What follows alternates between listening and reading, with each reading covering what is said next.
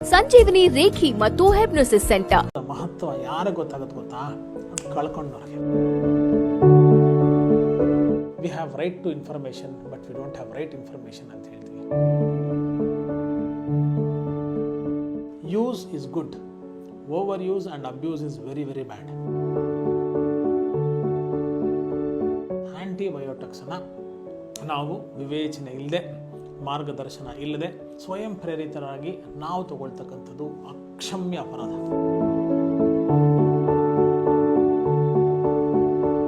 ಸ್ವಯಂ ಚಿಕಿತ್ಸೆಯನ್ನು ವಿಶೇಷತಃ ಆಂಟಿಬಯೋಟಿಕ್ಸ್ಗೆ ಸಂಬಂಧಪಟ್ಟ ಹಾಗೆ ಮಾಡಿಕೊಳ್ಳಬೇಡಿ.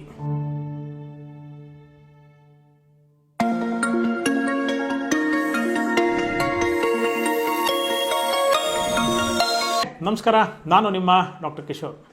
ಇವತ್ತು ಯಾವ ವಿಷಯದ ಬಗ್ಗೆ ಚರ್ಚೆ ಮಾಡಬೇಕು? Over use of antibiotics. ಏನಿದು ಓವರ್ ಯೂಸ್ ಆಫ್ ಆ್ಯಂಟಿಬಯೋಟಿಕ್ಸು? ಆಯುರ್ವೇದದವ್ರಿಗೆ ಆ್ಯಂಟಿಬಯೋಟಿಕ್ಸ್ಗೆ ಏನು ಸಂಬಂಧ? ಆ್ಯಂಟಿಬಯೋಟಿಕ್ಸ್ ತೊಗೊಂಡ್ರೆ ಎಷ್ಟು, ಬಿಟ್ಟರೆ ಎಷ್ಟು, ನಿಮಗೇನು? ಹೀಗೆಲ್ಲ ಅನೇಕ ಚರ್ಚೆಗಳನ್ನು ನಾವು ಸರ್ವೇ ಸಾಮಾನ್ಯವಾಗಿ ಕೇಳಿಬಿಟ್ಟಿದ್ದೀವಿ. ಆ್ಯಂಟಿಬಯೋಟಿಕ್ಸ್ನ ವಿರೋಧಿ ಖಂಡಿತ ನಾನಂತೂ ಅಲ್ಲ. ಯಾವಾಗ ನಾವು ಒಂದು ಸಮಸ್ಯೆಗೆ ಅದೇ ಪ್ರಭಾವಿ ಪರಿಣಾಮಕಾರಿಯಾದಂತಹ ಚಿಕಿತ್ಸೆ ಅಂತ ಭಾವಿಸಿದಾಗ, ಅದಕ್ಕೆ ಅನ್ಯ ಪರ್ಯಾಯ ಮಾರ್ಗಗಳು ಇಲ್ಲದಿದ್ದಾಗ, ಅದನ್ನು ಸೂಕ್ತ ಸಮಸ್ಯೆಗೆ ಸೂಕ್ತವಾದಂತಹ ರೀತಿಯಲ್ಲಿ ನೆಕ್ಸ್ಟ್ ಈಗ ಹೇಳ್ತಕ್ಕಂಥದ್ದು ಸೂಕ್ತವಾದಂತಹ ಡೋಸೇಜ್ನಲ್ಲಿ ಬಳಸ್ತಕ್ಕಂಥದ್ದು ಸರ್ವತಃ ಸೂಕ್ತ ಅಲ್ವಾ? ಅನೇಕ ಸಂದರ್ಭದಲ್ಲಿ ಏನು ಮಾಡ್ತೀವಿ ಗೊತ್ತಾ? We have right to information but we don't have right information. ವೈದ್ಯರನ್ನು ಭೇಟಿಯನ್ನೇ ಮಾಡದೆ ನಾವು ಸಾಮಾಜಿಕ ಜಾಲತಾಣಗಳಲ್ಲಿ ನಾವೆಲ್ಲ ಅನೇಕ ಸಂದರ್ಭದಲ್ಲಿ vice chancellors of WhatsApp and Facebook universities ಆಗಿಬಿಟ್ಟಿರೋದ್ರಿಂದ ಯಾವ ಕಾಯಿಲೆಗೆ ಯಾವ ಔಷಧಿ ಎಷ್ಟು ತೊಗೊಳ್ಬೇಕು ಅಂತ ಇಂಟರ್ನೆಟ್ಟನ್ನು ತೊಗೊಂಡು ಆ ಮಾಹಿತಿ ಮೇಲೆ ತೊಗೊಂಡು ಟ್ರೀಟ್ಮೆಂಟನ್ನು ಮಾಡಿಕೊಂಡು ಅದನ್ನು 4 ಪಟ್ಟು 10 ಪಟ್ಟು ಜಾಸ್ತಿ ಆದಮೇಲೆ ಆ ಡಾಕ್ಟರ್ ಹತ್ರ ಹೋಗಿ ಎ ಲೆವೆಲ್ ತೊಗೊಂಡಿದ್ದೆ, ಕೆಲಸ ಮಾಡಲಿಲ್ಲ, ಬಿ ಲೆವೆಲ್ ಕೂಡ ಟ್ರೈ ಮಾಡಿದ್ದೀನಿ, ಪಾರ್ಷಿಯಲಿ ಕೆಲಸ ಮಾಡ್ತು, ಈಗ ಹೈಯೆಸ್ಟ್ ಲೆವೆಲ್ ಆಫ್ ಆ್ಯಂಟಿಬಯೋಟಿಕ್ ತೊಗೊಳ್ಬೇಕು, ಅದರಿಂದ ಇಷ್ಟೆಲ್ಲ ಕಾಂಪ್ಲಿಕೇಶನ್ಸ್ ಆಗ್ಬೋದು ಅಂತ ಇಂಟರ್ನೆಟ್ ಹೇಳ್ತಾ ಇದೆ, ಅದಕ್ಕೆ ನೀವೇನು ಹೇಳ್ತೀರಾ ಡಾಕ್ಟ್ರೇ ಅಂತಕ್ಕಂತಹ ಪರಿಸ್ಥಿತಿ ಅನೇಕ ನನ್ನ ಅಲೋಪತಿ ವೈದ್ಯ ಮಿತ್ರರಿಗೂ ಇದು ಎದುರಾಗಿರ್ಬೋದು. ನನಗಂತೂ ಖಂಡಿತ ಪ್ರತಿನಿತ್ಯ ಅನೇಕ ಜನ ಕರೆ ಮಾಡ್ತಕ್ಕಂಥದ್ದು, ಮುಖತಃ ಸಿಕ್ಕಿದಾಗ ಕೇಳ್ತಕ್ಕಂಥ ಸಮಸ್ಯೆಗಳಿದೆ. ಒಂದು ಇಂಪಾರ್ಟೆಂಟ್ ಆಸ್ಪೆಕ್ಟ್ ಏನು ಗೊತ್ತಾ? Use is good, over use and abuse is very very bad. And ಹಿರಿಯರು ಒಂದು ಮಾತು ಹೇಳಿದ್ದಾರೆ, self medication is bad, self irritation is bad ಅಂತ.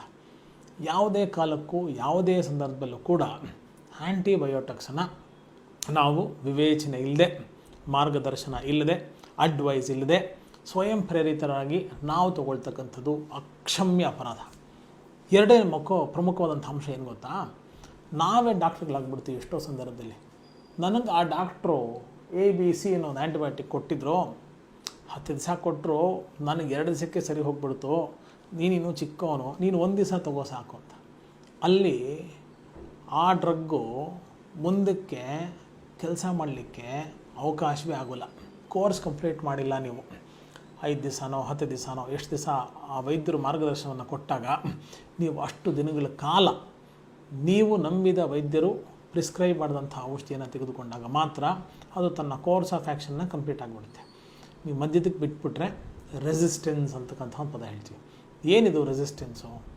ಸ್ವಲ್ಪ ತೊಗೋತೀವಿ, ಬಿಟ್ಟುಬಿಡ್ತೀವಿ, ಆರಾಮಾಯಿತು ಅಂತ.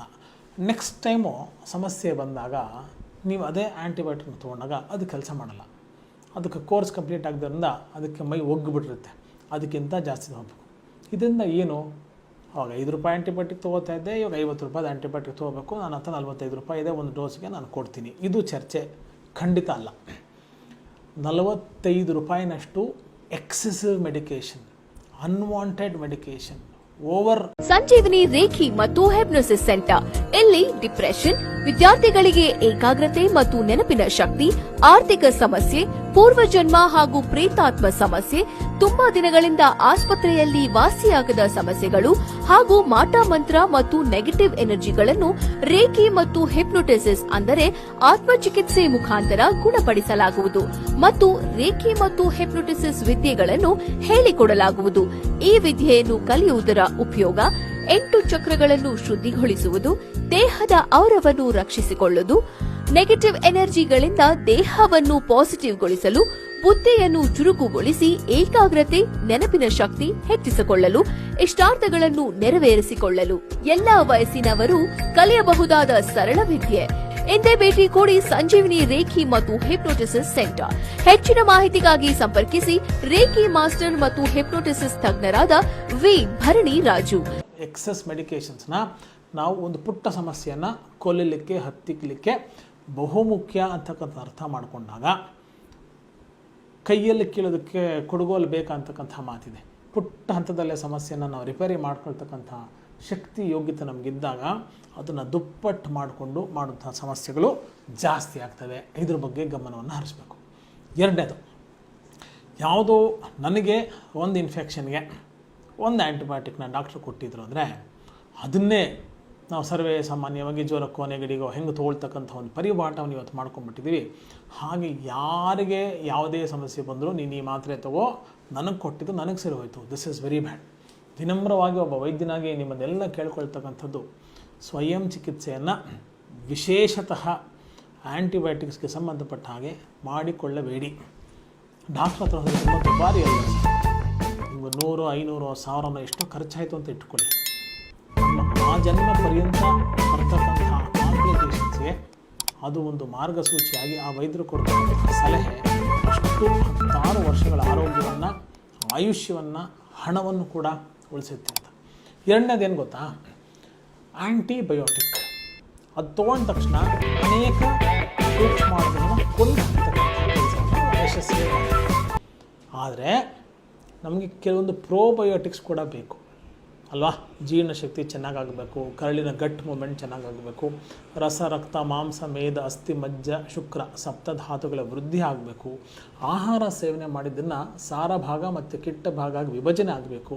ಸಾರ ಭಾಗ ಒಳಗಡೆ ಎಳ್ಕೊಳ್ಬೇಕು, ಕಿಟ್ಟ ಭಾಗ ಮಲ ರೂಪದಲ್ಲಿ ಹೊರಗೆ ಬರಬೇಕು. ಇದಕ್ಕೆ ಪ್ರೋಬಯೋಟಿಕ್ಸು, ಸಿಂಪಲ್ ಮೊಸರು, ಸಿಂಪಲ್ ಮಜ್ಜಿಗೆ, ಈ ಥರದ್ದೆಲ್ಲ ನಾವು ಆ್ಯಂಟಿಬಯೋಟಿಕ್ಸ್ ಆದಮೇಲೆ ಡಯಟಿನ ಬಗ್ಗೆ ಗಮನವನ್ನೇ ಹರಿಸೋಲ್ಲ. ಬಿ ಕಾಂಪ್ಲೆಕ್ಸ್ ಅಂದರೆ ಮಲ್ಟಿಪಲ್ ವಿಟಮಿನ್ಸ್ನ ನಾವು ಅದಾದಮೇಲೆ ಸರ್ವೇ ಸಾಮಾನ್ಯವಾಗಿ ತೊಗೊಳ್ಳಿ ಅಂತಕ್ಕಂಥ ಒಂದು ಪದ್ಧತಿಯನ್ನು ಕೇಳಿರ್ತೀವಿ ಅಲ್ಲ. ಯಾಕೆ ಅದನ್ನು ಹೇಳೋದು, ಇಲ್ಲಿ ಆಗ್ತಕ್ಕಂಥ ಡಿಫಿಷಿಯನ್ಸಿನ ಅದು ಸರಿ ಮಾಡಬೇಕು. ನೋಡಿ, ಎಷ್ಟು ತುಲನಾತ್ಮಕವಾಗಿ ಯೋಚನೆ ಮಾಡಿದಾಗ ಒಂದಕ್ಕೊಂದಕ್ಕೆ ಹೊಂದ್ಕೊಂಡು ಔಷಧಿಗಳು ಹಂಗಿರುತ್ತೆ. ಡಯೆಟ್ಟಲ್ಲಿ ನಾವು ಏನೆಲ್ಲ ಚೇಂಜಸ್ ಮಾಡ್ಕೋಬೇಕು. ಒಂದು ಆ್ಯಂಟಿಬಯೋಟಿಕ್ ತೊಗೊಂಡೆ, ಒಂದಂಗೆ ಜ್ವರ ಬಂದಿತ್ತು, ಇನ್ಫೆಕ್ಷನ್ ಇತ್ತು ಅಂದಾಗ ನಾವು ಈ ಆಯುರ್ವೇದ ರೀತಿಯಲ್ಲಿ ಮನೆ ಮದ್ದುಗಳನ್ನು, ಕಷಾಯಗಳನ್ನು, ಚೂರ್ಣಗಳನ್ನು, ಆಹಾರ ಪದ್ಧತಿಗಳಲ್ಲಿ ಏನು ಮಾರ್ಪಾಡು ಮಾಡ್ಕೋಬೋದು, ಆರೋಗ್ಯಕರವಾದಂಥ ಆಹಾರಗಳನ್ನು ಹೇಗೆ ಮಾಡ್ಕೊಳ್ಬೋದು ಅಂತ ಸಾವಿರಾರು ಕಂತೆಗಳನ್ನು ಹೇಳ್ತಾ ಬರ್ತಿರೋದು. ಯಾಕೆ ಅಂತ ಹೇಳಿದರೆ, ಆ value of something is known only when it's been lost ಅಂತ. ಒಂದು ಆರೋಗ್ಯದ ಮಹತ್ವ ಯಾರಿಗೆ ಗೊತ್ತಾಗುತ್ತೆ ಗೊತ್ತಾ, ಅದು ಕಳ್ಕೊಂಡವ್ರಿಗೆ. ಒಂದು ಸಲ ಯಾರಾದರೂ ಸಂಪೂರ್ಣವಾದಂತಹ ನೈಸರ್ಗಿಕ ಹಲ್ಲುಗಳನ್ನು ಕಾರಣಾಂತರಗಳಿಂದ ಕಿತ್ತಿಸ್ಕೊಂಡು ಆ ಹೊಸ ಡೆಂಚರ್ ಅವ್ರಿಗೆ ಕೂಡ್ಸೋಕ್ಕಾಗಲ್ಲ, ಡೆಂಚರೇ ಬಂತು ಅಂತ ಇಟ್ಕೊಳ್ಳಿ. ಅದು ಹೇಗೆ ಅದರಿಂದ ಅಗದು ಜಿಗಿದು ತಿಂತಕ್ಕಂಥದ್ದು, ಅಥವಾ ಡೆಂಚರ್ ಅವ್ರಿಗೆ ಮೈಗೂಡಲಿಲ್ಲ ಅಂದಾಗ ಸಿಂಪಲ್ ಒಂದು ಪೈನಾಪಲ್ ರೀ, ನೋಡಿದ್ರೆ ಆಸೆ ಆಗ್ತಾ ಇರುತ್ತೆ. ಸಿಂಪಲ್ ಒಂದು ಚಿಕ್ಕಿ ರೀ, ಕಡಲೆಕಾಯಿ ಚಿಕ್ಕಿ, ನೋಡಿದ್ರೆ ಬಾಯಲ್ಲಿ ನೀರು ಉಡ್ತಾ ಇರುತ್ತೆ, ತಿನ್ನಬೇಕು ಅನಿಸುತ್ತೆ, ತಿನ್ನೋಕ್ಕಾಗಲ್ಲ. Value of something is known only when it's been lost ಅಂತ. ಸೊ ಆರೋಗ್ಯ ಇದ್ದಾಗ ಅದನ್ನು ಕಾಪಾಡ್ಕೊಳ್ಳಿ. ನೆಕ್ಸ್ಟು, ಆ್ಯಂಟಿಬಯೋಟಿಕ್ನ ಅಬ್ಯೂಸು, ಓವರ್ ಯೂಸು ಆದಾಗ ನಮ್ಮ ರೋಗ ಪ್ರತಿರೋಧಕ ಶಕ್ತಿ, ಮೋಸ್ಟ್ ಇಂಪಾರ್ಟೆಂಟ್, ಇಮ್ಯುನಿಟಿ. ನ ಚ ಸರ್ವಾಣಿ ಶರೀರಾಣಿ ವ್ಯಾಧಿಕ್ಷಮತ್ವಂ ಸಮರ್ಥಾನಿ ಭವಂತಿ. ವ್ಯಾಧಿಕ್ಷಮತ್ವಂ ನಾಮ ವ್ಯಾಧಿಬಲ ವಿರೋಧಿಕತ್ವಂ ವ್ಯಾಧಿ ಉತ್ಪಾದಕ ಪ್ರತಿಬಂಧಕತ್ವಂ ಇತಿ ಚ ಅನ್ಯ ಅಂತಕ್ಕಂಥ ಅದ್ಭುತವಾದಂತಹ ಪದ ಆಯುರ್ವೇದದ ಉಕ್ತಿಗಳಲ್ಲಿದೆ. ರೋಗ ಪ್ರತಿರೋಧಕ ಶಕ್ತಿ ಎಲ್ಲರಿಗೂ ಒಂದೇ ಥರ ಇರಲ್ಲ. 10 ಜನ ಒಂದು ಗಲೀಜು ಜಾಗದಲ್ಲಿ ಬೀದಿಲಿ ಯಾವುದೋ ಒಂದು ಖಾದ್ಯವನ್ನು ತಿಂದಿದ್ದೇ ಆದಲ್ಲಿ ಒಬ್ಬನಿಗೆ ಗ್ಯಾಸ್ಟ್ರೋಎಂಟ್ರೈಟಿಸ್ ಆಗ್ಬೋದು, ವಾಂತಿ ಆಗ್ಬೋದು, ಬೇದಿ ಆಗ್ಬೋದು, ಸಾಯ್ಬೋದು, ಅಡ್ಮಿಟ್ ಆಗ್ಬೋದು. 9 ಜನಕ್ಕೆ ಏನೂ ಆಗದೇ ಇರ್ಬೋದು. ಆದರೆ ನಾನು ಆ 9ರಲ್ಲಿರ್ತೀನ, ಆ 1ರಲ್ಲಿರ್ತೀನ ಅಂತ ಕಾಲ, ಸಮಯ, ಸಂದರ್ಭ ಮಾತ್ರ ನಿಗದಿಪಡಿಸುತ್ತೆ.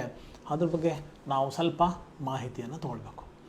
ಟೇಕ್ ಹೋಮ್ ಮೆಸೇಜ್ ಏನು ಗೊತ್ತಾ, ಇವತ್ತಿನ ನನ್ನ ಸರಕು ಸರಬರಾಜಿನಲ್ಲಿ ಸ್ವಯಂ ಪ್ರೇರಿತವಾಗಿ ಯಾವುದೇ ಔಷಧಿಗಳನ್ನು ತಗೊಳ್ತಕ್ಕಂಥದ್ದು ಅಥವಾ ಇನ್ಯಾರೋ ನನಗೆ ಹೇಳಿಬಿಟ್ರು ನನ್ನ ಸ್ನೇಹಿತರು ಅಲ್ಲ. ವೈದ್ಯಕೀಯ ಮಾರ್ಗದರ್ಶನ, ನೆರವು, ಸಲಹೆ, ಬೆಂಬಲ ಅನಿವಾರ್ಯ ಮತ್ತು ಅತ್ಯಗತ್ಯ. ವೈದ್ಯಕೀಯ ವಲಯ ಎಂದೆಂದಿಗೂ ನಿಮ್ಮ ಸ್ನೇಹಿತರೇ ಹೋದೆ ಹೊರತು ನಿಮ್ಮ ಶತ್ರುಗಳಲ್ಲ.